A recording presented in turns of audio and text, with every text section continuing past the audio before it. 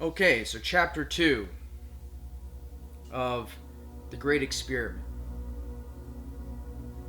Chapter 1, we covered that you have to know who you listen to. You have essentially two voices in your head, which is really a facade. You only have one voice, but you need to know what to filter out. So, a desire is important to manifest because that's how you a desire allows you to the desire and the intent allow you to take the steps forward, whether it's the meditations, whether it's the feeling state, whether it's the physical action state, in order to get what it is that you want. Because if you don't have a desire for it, you're not going to really do anything. And another very imperative thing that we talked about in chapter 1, which was called the true desire, is that you have to listen to the right information. So the knowledge of the Father, wisdom, you have to make a choice whether you listen to and use wisdom or the thoughts of man, which will 99.9% of the time lead you to some type of loss or some type of event, and it's orchestrated that way. It's God has orchestrated it like that on purpose. All right, so chapter 2, called the sacrifice. If you have a mindset of, well, can I just believe what I want to believe, or can I just decide later? And to that we advise you can. But to harvest real change in your life, that complements where you want to go. It is a prerequisite that you make a decision. You cannot ask the universe to change your life drastically if you do not change drastically yourself. Your physical world is a reflection of your inner beliefs and actions. There is a saying, all roads lead to Rome. And there's a lot of meaning to this saying, I believe. Some people discern it to mean that it is the head of the Catholic religion, Rome is, and, the location, and could also be argued to be the earthly symbol of Christianity. Because the Vatican houses possibly the world's most impressive private library of spiritual and religious books and publications that hold many of the secrets of the universe, light and dark, alliances, information about aliens, etc. A lot of these teachings are found here within these libraries. So that's another interpretation of all roads lead to Rome. A third interpretation that some people think what it means, it could reflect the belief that all roads lead to God, where the Vatican is seen as the earthly representation of God. How I discern this statement, all roads lead to Rome, is prior to being born on the physical realm, we made a deal with God because we wanted to know what it was like to know God. We needed to have a point of relativity to know God by physically being outside of God. We wanted to experience the essence of becoming God. In other words, we wanted to experience the journey of going back to our Creator, discovering who we were this whole time by lifting the veil. We wanted to feel like it would feel like to achieve our desires. Feel like it would feel like to love, overcome fear, and learn the life lessons that we needed to learn. Feel how it would feel like to physically feel, even though every feeling that we feel is actually in our minds. What we feel is in our minds. Sometimes you have dreams, and you can have a dream of someone pinching you or whatever, and you'll feel that, or tripping and falling. You'll feel like you're falling. Now, I want to go into this a little deeper.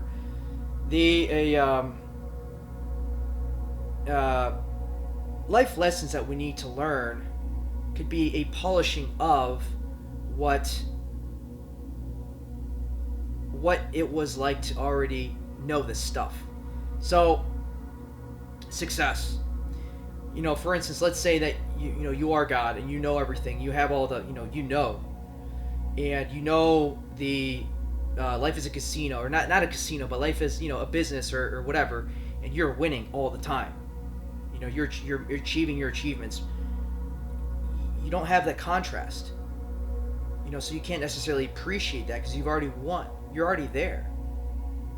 So it is the contrast. It is these moments of not darkness, but it is these moments of self insight that allows us to know that we are a part of the process of to know who God is, right? It's a not the theory of relativity. We'll talk about that in the future, but it is a point of relativity. So if I'm going, so what is hot? It's like, you need something to compare it to cold, right? Or what is something going fast? If I'm going fast myself, if there's a car that's going 60 miles an hour and there's another car that's going 60 miles an hour, well, we're parallel. It'll look like it's stationary. The car, So there's a point of relativity that we need to have on a lot of these experiences to know what we compare it to. Which is why one of the reasons why we have made the decision to be in this physical realm.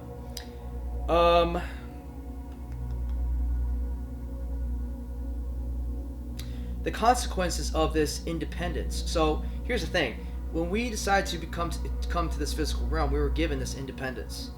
So the consequences of this independence, right, are that we are given free will to speak, believe, and follow who we want to. We are given free will to discern how we wanted to discern and ask for help and guidance from God or not.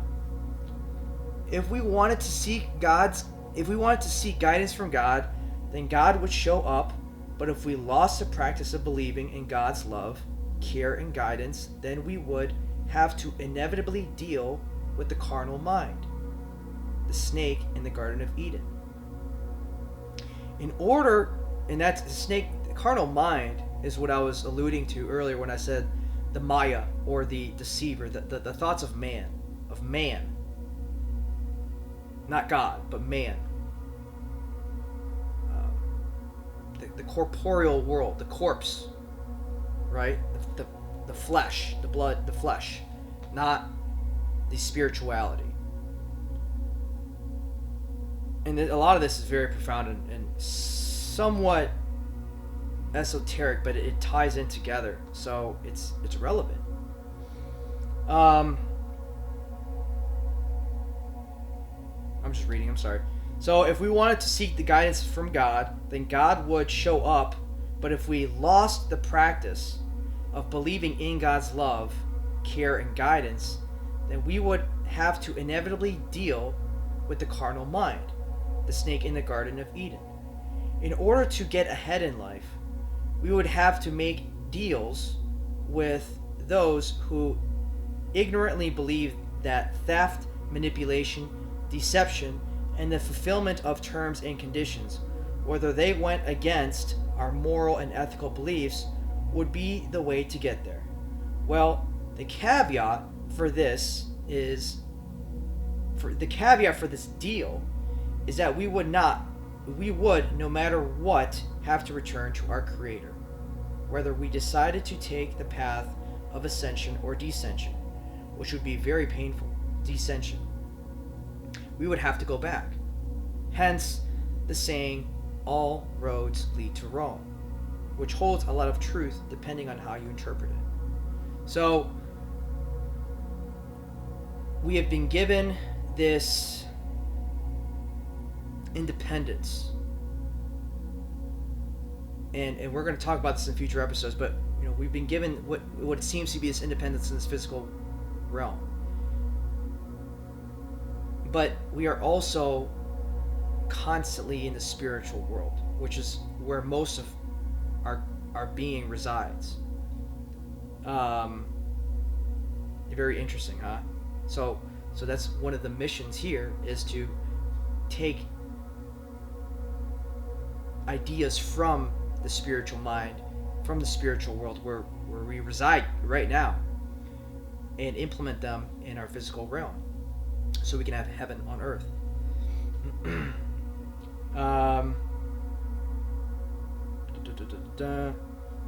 So the descension part, yeah. So either, and this is actually shown with math, with numbers, not numerology, but with numbers. Whether you go up, whether we ascend, you go up to infinite, 1, 2, 3, 4, 5, 6, 7, to like 1,000,000. You can keep counting, and it's infinite, right? So if you ascend, if exponentially, if you ascend, it's infinite. Numbers are infinite. So God, the physical realm is showing you that there's two ways to get to infinity. You can either go up, or even if you go down. So you take the decimal point, you start adding zeros in front of the 1, right? Because you need a point of reference. The point of reference is the 1. You can't just have zeros. You need a point of reference, which is the 1. So you start adding 0, 0, 0, 0, 0, 0, like point, like the 0 in front of the point doesn't mean anything. It doesn't matter. But the point 0, 0, 0, 0, 0, 1, and you keep adding zeros, you'll get to infinity as well. So both roads lead to Rome, lead to God. You have to go back. So you choose one way, right? On the first episode we said, well, which path are you going to choose? Right? Are you going to choose wisdom, or are you going to choose the thoughts of man? Either way, you're going back, baby. You're not, you know what I mean? You're going back. So that's just part of the deal. So why do we have to go back to our Creator? And what is ascension and descension? And why would it be painful to descend? I will elaborate more on this in future episodes. What is important to know is that since we made the decision to come to this physical earth plane, we also made the decision of discerning, making up our own mind on what we choose to believe, and if one does not choose God's language of wisdom, God's, the plan, right, of wisdom, we no longer have a relationship with God, and we are not entitled to His blessings in your personal and family life, and in your business life as well. You will no longer be able to communicate with God since you did not speak His language. So that is the sad part about this, is that those who choose to not obey God's wisdom, the wisdom of God, the language of the Father, they will never know God. And therefore they will have chosen that free will, and they will have to figure it out the hard way through deception and lies and ways of the Maya, of this constant dance that's this snake, just the serpent always just saying, oh, look over here, it's deception, right? Or agreements that have terms and conditions, and it's never, that path is purposely corrupt. It'll never see light. That's the scary thing about it, I guess. I mean, you can always choose to exit, but whatever agreement you make, or whatever karmas you have to pay because of that, you have to pay them. So one way or the other, you're going back to the Father. You're going either through ascension or descension. That's just the terms and conditions that you agreed to. But we all did. But you will never know the Father unless you study wisdom in the language of the Father, which is how you communicate and get to know Him. And when you do study wisdom, you will see that wisdom will actually do things for you. So it will allow the people to come into your life who are meant to be part of your life. It will allow the people who allow the business opportunities to be there. It will allow the money. It will allow the the ideas for doing something fun and creative and all of these cool things, right? The inspirations. allow favors. People doing favors. So the fundamental rule in this is you must know who to listen to. Where you get your information from. If you choose wisdom, great choice. Your next step is to be humble and to be open to receiving wisdom in the Word of God. Moreover, to also drop what you think works or how you think things work. Everything isn't what it seems to be or what our senses tell us it is. You must remain teachable, and teachability is measured by how much you are willing to sacrifice and your ability to change. Sacrifice can include your old ways of thinking and your old ways of seeing yourself. Your old ways of how you see yourself. Okay? So your old ways of thinking and your old ways of seeing yourself, but your old ways of how you see yourself. So you have to sacrifice that. Back in Babylon, if you wanted to be successful, there were practices where people would sacrifice their money. A lot of the time it was flesh, like their own children, or whatever, to Baal, to Baal, as the golden calf, right? In order to reap the benefits of success, they thought they had to sacrifice. This is a Babylonian times. Actually, you see the golden calf in front of Wall Street. How symbiotic, right? So a lot of these spirits and a lot of these practices are still on this earthly plane. So be careful who you listen to, and what you get into. I mean, nothing is inherently evil, but if you choose wisdom, you will be able to see the blessings in a lot of things.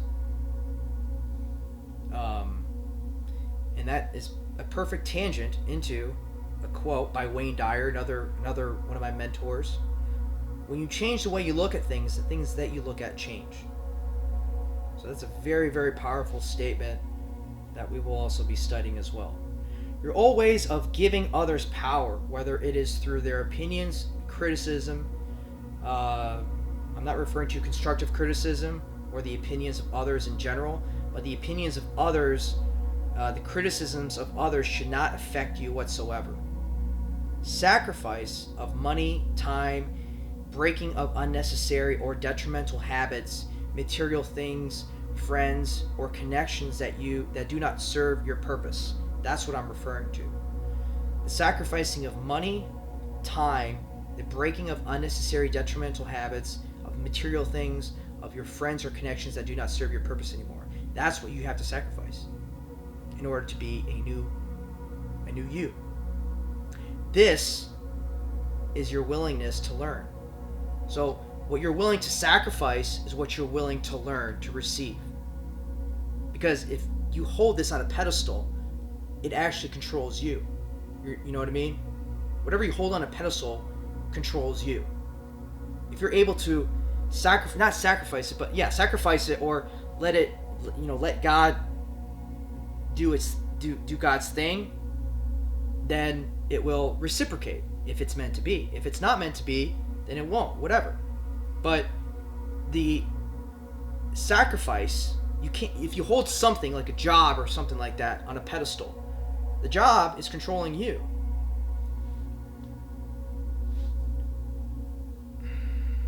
Your old ways of giving others power, whether it is through their opinions, criticism. Oh, I already read that part. Sorry.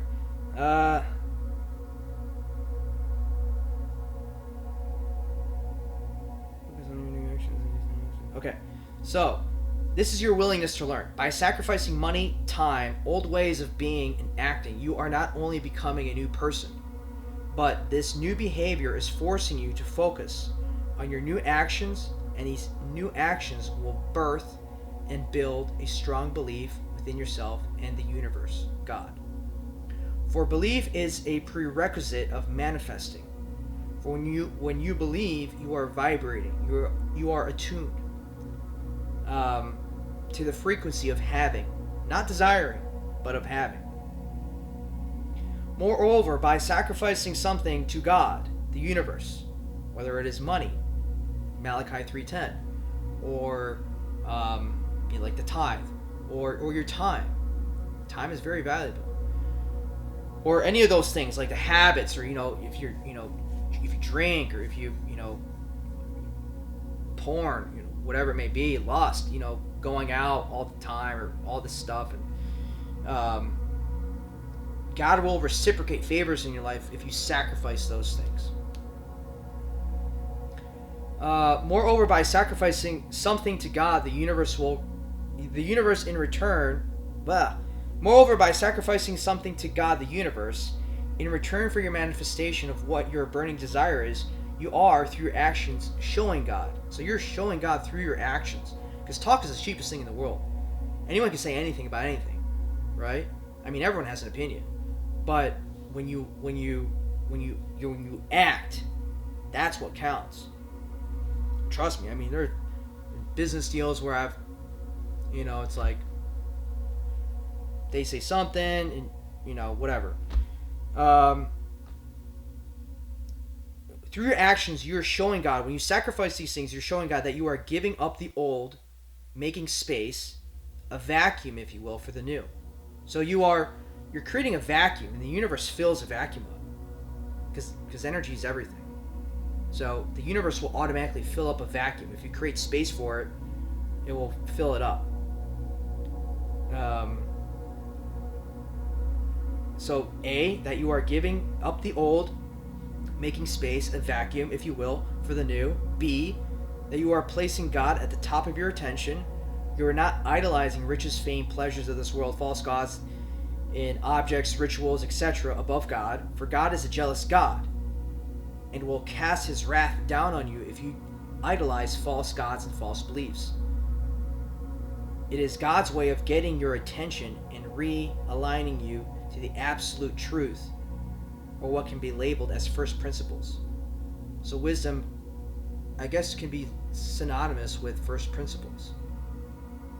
As one of my mentors, Matthew Hurtado, says, if you want to find this needle in the haystack, you burn the hay, right? So make things easy, and you burn the haystack, and you find the needle. So think of first principles, what really matters.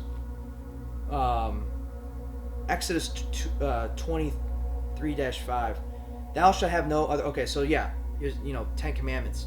You should place God, because again, if you've made it to this part, like chapter 2, now we're going to get very deep, very profound. You most likely have made a decision to go with wisdom, so congratulations. But now's the time to act, right? So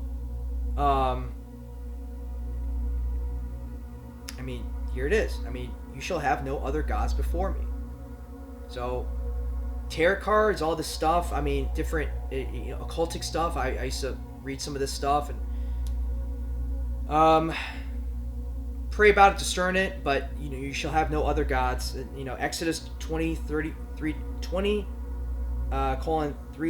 thou shalt have no other gods before me, and thou shalt not bow down thyself to them, nor serve them, for I, the Lord, am a jealous God, visiting the inquiry of the fathers upon the children unto the third and fourth generation of them that hate me.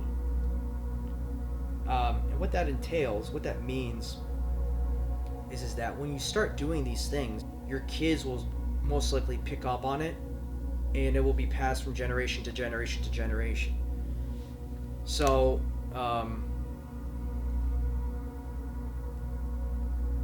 there is only one God. That's who you should pray to. Angels, of course, for help and guidance and favors and blessings. But just know that there's one source. There's one source. C, this is, what you're showing God through your actions when you sacrifice to God. By laying down what you believe to be important, you are demonstrating your willingness to change. And by having a profound willingness to change, your inner being becomes symbiotic with the universe's ways and methods of manifesting your desires. So, you're being humble, is what it means. D, that you are in complete control.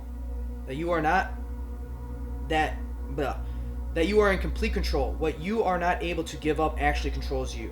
Think about it, right? So, whatever you're not, if cigarettes, drugs, all of the different, lusts and pleasures of this world, if you're not able to give it up, it controls you. Gambling, whatever.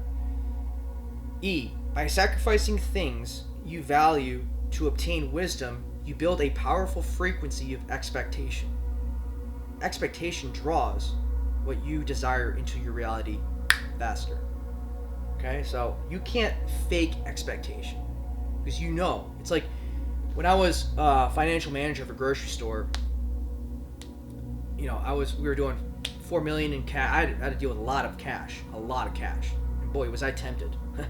I was 24, 25, 26, about almost 3 years, and I learned how to negotiate. I learned how to broker deals with vendors. I learned how to create terms. I learned how to run a cash flowing business, a multi-million-dollar cash flowing business.